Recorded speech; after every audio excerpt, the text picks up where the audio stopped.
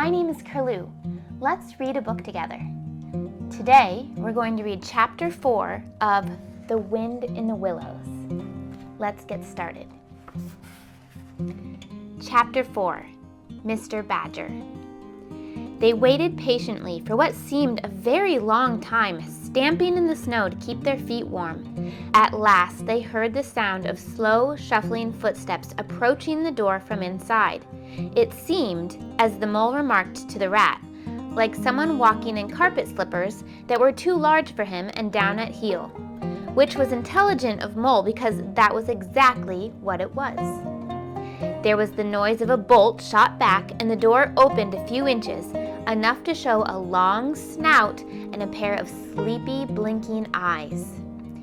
"Now, the very next time this happens," said a gruff and suspicious voice, "I shall be exceedingly angry.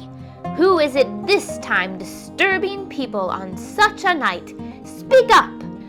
"Oh, Badger," cried the rat, "let us in, please. It's me, Rat, and my friend Mole, and we've lost our way in the snow." "What, Ratty, my dear little man!" exclaimed the Badger in quite a different voice. "Come along in, both of you at once. Why, you must be perished. Well, I never, lost in the snow, and in the wild wood too, and at this time of night. But come in, you." The two animals tumbled over each other in their eagerness to get inside, and heard the door shut behind them with great joy and relief. The Badger, who wore a long dressing gown, and whose slippers were indeed very down at heel, carried a flat candlestick in his paw and had probably been on his way to bed when their summons sounded. He looked kindly down on them and patted both their heads. "This is not the sort of night for small animals to be out," he said paternally. "I'm afraid you've been up to some of your pranks again, Ratty. But come along, come into the kitchen. There's a first-rate fire there, and supper and everything." He shuffled on in front of them, carrying the light, and they followed him, nudging each other in an anticipating sort of way, down a long, gloomy, and, to tell the truth, decidedly shabby passage into a sort of central hall, out of which they could dimly see the other long tunnel-like passages branching, passages mysterious and without apparent end. But there were doors in the hall as well, stout, oaken, comfortable-looking doors. One of these the Badger flung open, and at once they found themselves in all the glow and warmth of a large fire-lit kitchen. The floor was well-worn red brick, and on the wide hearth burnt a fire of logs between two attractive chimney corners tucked away in the wall, well out of any suspicion of draught. A couple of high-backed settles facing each other on either side of the fire gave further sitting accommodations for the sociably disposed. In the middle of the room stood a long table of plain boards placed on trestles with benches down each side. At one end of it, where an armchair stood pushed back, were spread the remains of the Badger's plain but ample supper. Rows of spotless plates winked from the shelves of the dresser at the far end of the room, and from the rafters overhead hung hams, bundles of dried herbs, nets of onions, and baskets of eggs. It seemed a place where heroes could fitly feast after victory, where weary harvesters could line up in scores along the table and keep their harvest home with mirth and song, or where 2 or 3 friends of simple taste could sit about as they pleased and eat and smoke and talk in comfort and contentment. The ruddy brick floor smiled up at the smoky ceiling. The oaken settles, shiny with long wear, exchanged cheerful glances with each other. Plates on the dresser grinned at pots on the shelves, and the merry firelight flickered and played over everything without distinction. The kindly Badger thrust them down on a settle to toast themselves at the fire, and bade them remove their wet coats and boots. Then he fetched them dressing gowns and slippers, and himself bathed the mole's shins with warm water and mended the cut with sticking plaster till the whole thing was just as good as new, if not better. In the embracing light and warmth, warm and dry at last, with weary legs propped up in front of them and a suggestive clink of plates being arranged on the table behind, it seemed to the storm-driven animals, now in safe anchorage, that the cold and trackless wild wood just left outside was miles and miles away, and all that they had suffered in it a half-forgotten dream. When at last they were thoroughly toasted, the badger summoned them to the table where he had been busy laying a repast.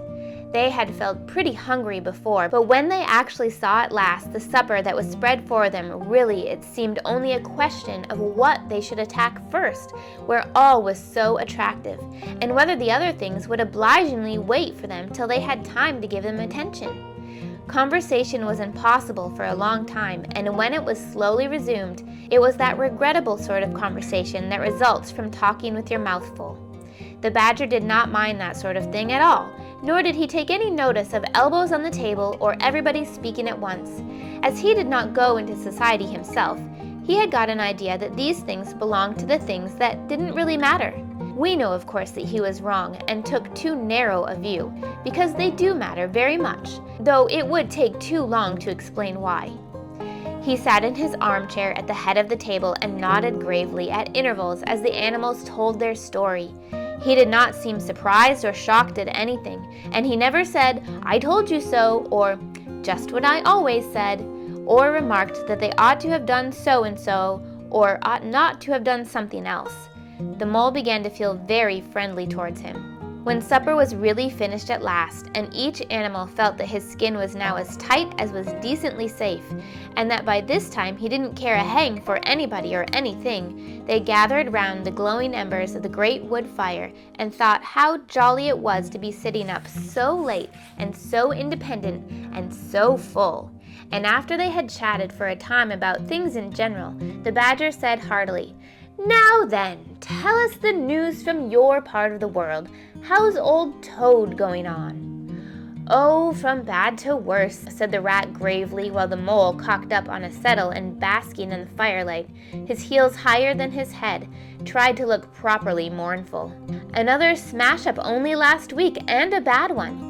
You see, he will insist on driving himself, and he's hopelessly incapable.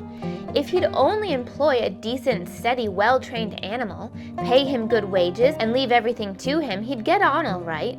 But no, he's convinced he's a heaven-born driver, and nobody can teach him anything, and all the rest follows." "How many has he had?" inquired the badger gloomily. "Smashes or machines?" asked the rat. "Oh, well, after all, it's the same thing with Toad. This is the 7th. As for the others, you know that coach house of his. Well, it's piled up, literally piled to the roof with fragments of motor cars, none of them bigger than your hat. That accounts for the other 6, so far as they can be accounted for. He's been in hospital 3 times, put in the mole, and as for the fines he's had to pay, it's simply awful to think about."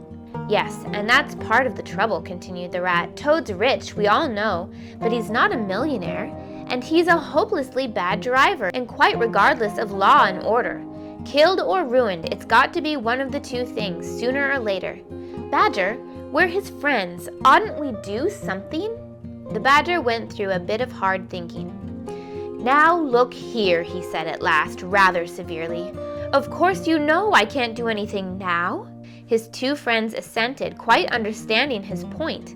No animal, according to the rules of animal etiquette, is ever expected to do anything strenuous or heroic or even moderately active during the off-season of winter.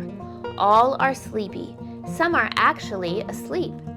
All are weather-bound more or less, and all are resting from arduous days and nights during which every muscle in them has been severely tested, and every energy kept at full stretch. "Very well then," continued the badger, "but when once the year has really turned and the nights are shorter, and halfway through them one rouses and feels fidgety and wanting to be up and doing by surprise, if not before, you know."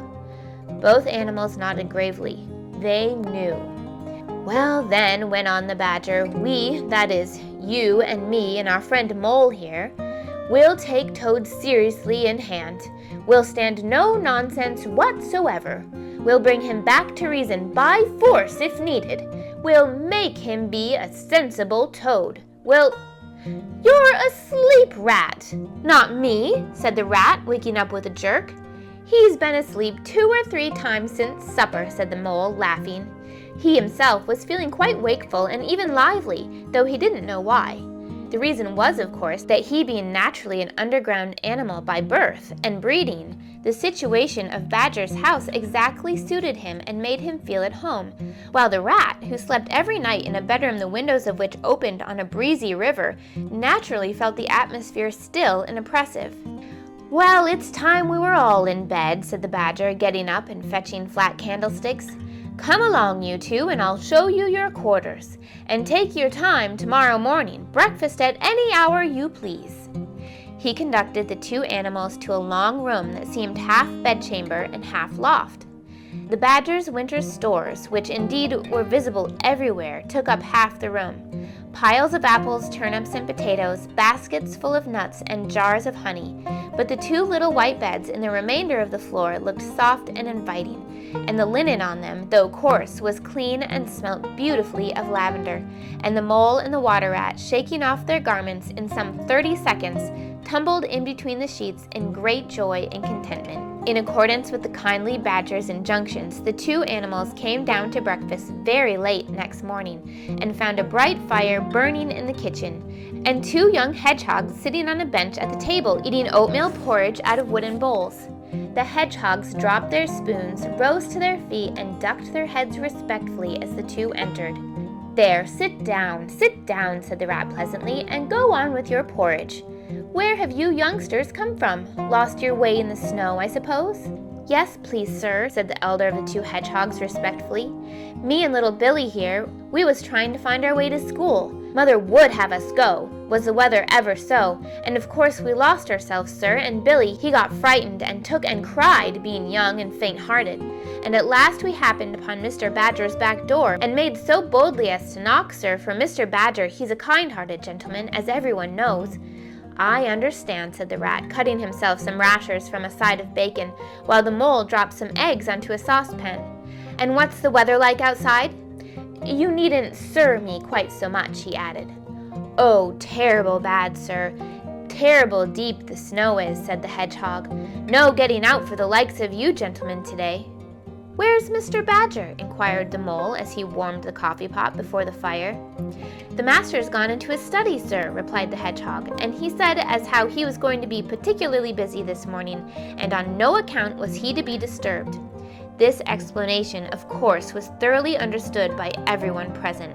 The fact is, as already set forth, when you live a life of intense activity for 6 months in the year, and of comparative or actual somnolence for the other 6, during the latter period you cannot be continually pleading sleepiness when there are people about or things to be done. The excuse gets monotonous.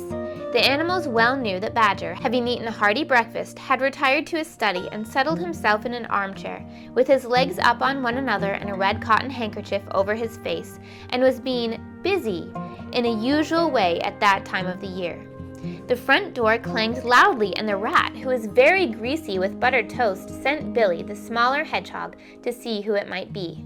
There was a sound of much stamping in the hall, and presently Billy returned in front of the Otter, who threw himself on Rat with an embrace and a shout of affectionate greeting. "Get off!" spluttered the Rat with his mouth full.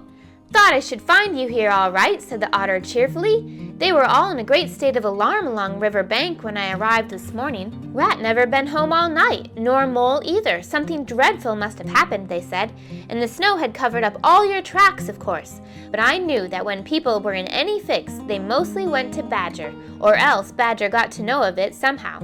So I came straight off here through the wild wood and the snow. My, it was fine coming through the snow as the red sun was rising and showing against the black tree trunks. As you went along in the stillness, every now and then masses of snow slid off the branches, suddenly with a flop, making you jump and run for cover.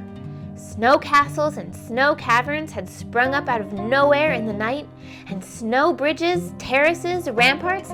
I could have stayed and played in them for hours. Here and there great branches had been torn away by the sheer weight of the snow, and robins perched and hopped on them in their perky, conceited way, just as if they had done it themselves. A ragged string of wild geese passed overhead high in the gray sky, and a few rooks swirled over the trees, inspected and flapped off homewards with a disgusted expression. But I met no sensible being to ask the news of. About halfway across I came across a rabbit sitting on a stump, cleaning his silly face with his paws. He was a pretty scared animal when I crept up behind him and placed a heavy forepaw on his shoulder. I had to cuff his head once or twice to get any sense out of it at all. At last I managed to extract from him that Mole had been seen in the wild wood last night by one of them. It was the talk of the burrows, he said, how Mole, Mr. Rat's particular friend, was in a bad fix. How he had lost his way, and they were up and out hunting and were chiving him around and around. Then why didn't any of you do something, I asked. You may be blessed with brains, but there are hundreds and hundreds of you, big stout fellows as fat as butter, and your burrows running in all directions. And you could have taken him in and made him feel safe and comfortable, or try to, at all events. What, us? He merely said. Do something? Us rabbits? So I cuffed him again and left him. There was nothing else to be done. At any rate, I had learned something, and if I had the luck to meet any of them, I'd have learned something more, or they would. Weren't you at all nervous? Asked the Mole, some of yesterday's terror coming back to him at the mention of the wild wood. Nervous? The Otter showed a gleaming set of strong white teeth as he laughed. I'd give them nerves if any of them tried anything on me. Here, Mole, fry me some slices of ham like the good chap you are. I am frightfully hungry, and I've got any amount to say to Ratty here. Haven't seen him for an age. So the good-natured Mole, having cut some slices of ham, set the hedgehogs to fry it and returned to his own breakfast, while the Otter and the Rat, their heads together, eagerly talked river shop, which is long shop and talk that is endless, running on like the babbling river itself. A plate of fried ham had just been cleared and sent back for more when the Badger entered, yawning and rubbing his eyes, and greeted them all in his quiet, simple way with kind inquiries for everyone. It must be getting on for luncheon time, he remarked to the Otter. Better stop and have it with us. You must be hungry this cold morning. Rather, replied the Otter, winking at Mole. The sight of these greedy young hedgehogs stuffing themselves with fried ham makes me feel positively famished. The hedgehogs, who were just beginning to feel hungry again after the porridge, and after working so hard at their frying, looked timidly up at Mr. Badger, but were too shy to say anything. Here, you two youngsters, be off home to your mother, said the Badger kindly. I'll send someone with you to show you the way. You don't want any dinner today, I'll be bound. He gave them 6 pence apiece and a pat on the head, and they went off with much respectful swinging of caps and touching of forelocks. Presently, they all sat down to luncheon together. The Mole found himself placed next to Mr. Badger, and as the other two were still deep in river gossip from which nothing could divert them, he took the opportunity to tell Badger how comfortable and homelike it all felt to him. Once well underground, he said, you know exactly where you are. Nothing can happen to you and nothing can get at you. You're entirely your own master, and you don't have to consult anybody or mind what they say. Things go on all the same overhead, and you let them, and don't bother about them. When you want to, up you go, and there the things are waiting for you. The Badger simply beamed on him. That's exactly what I say, he replied. Once well underground, he said, you know exactly where you are. Nothing can happen to you, and nothing can get at you. You're entirely your own master, and you don't have to consult anybody or mind what they say.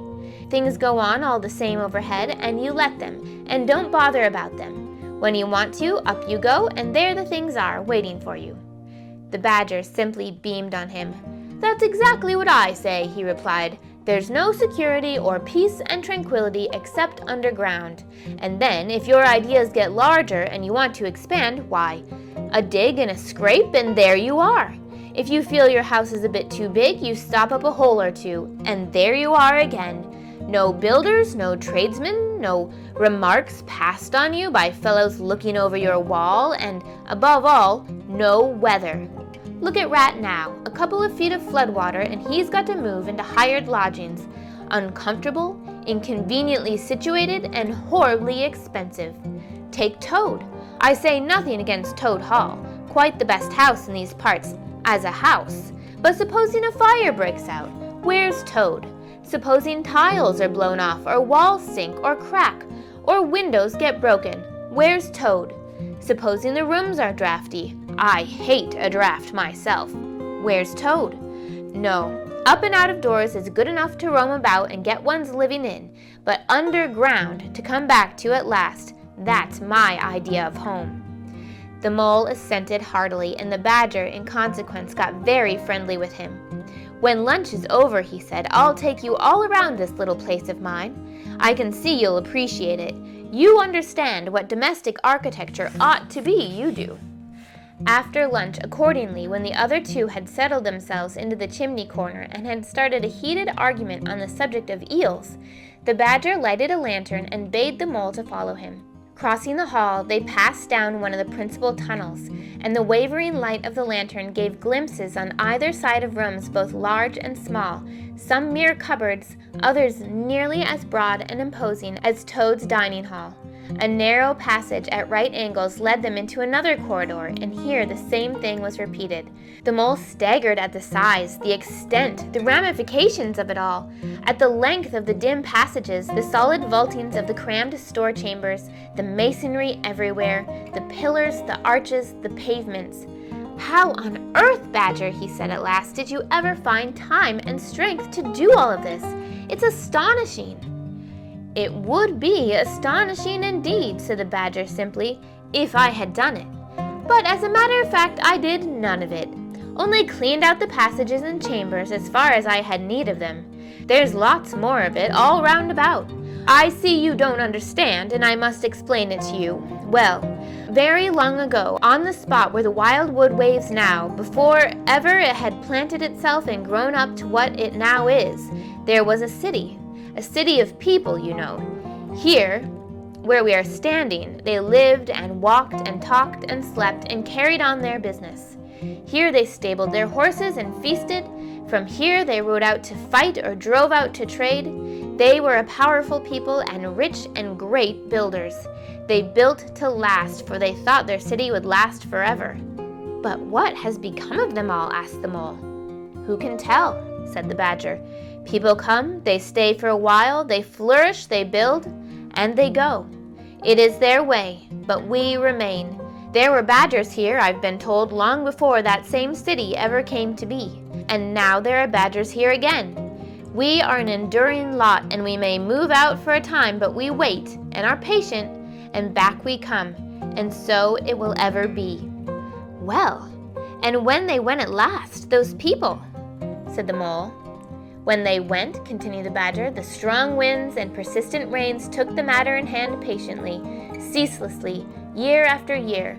Perhaps we badgers, too, in our small way, helped a little. Who knows? It was all down, down, down, gradually, ruin and leveling and disappearing. Then it was all up, up, up, gradually as seeds grew to saplings and saplings to forest trees, and the bramble and fern came creeping in to help. Leaf mold rose and obliterated, streams in their winter freshets sought sand and coil to clog and to cover, and in course of time our home was ready for us again, and we moved in. Up above us on the surface the same thing happened. Animals arrived, liked the look of the place, took up their quarters, settled down, spread and flourished. They didn't bother themselves about the past, they never do. They're too busy. The place was a bit humpy and hillocky, naturally, and full of holes, but that was rather an advantage. And they don't bother about the future either. The future when perhaps the people will move in again, for a time, as may very well be. The wild wood is pretty well populated by now, with all the usual lot, good, bad, and indifferent. I name no names. It takes all sorts to make a world, but I fancy you know something about them yourself by this time.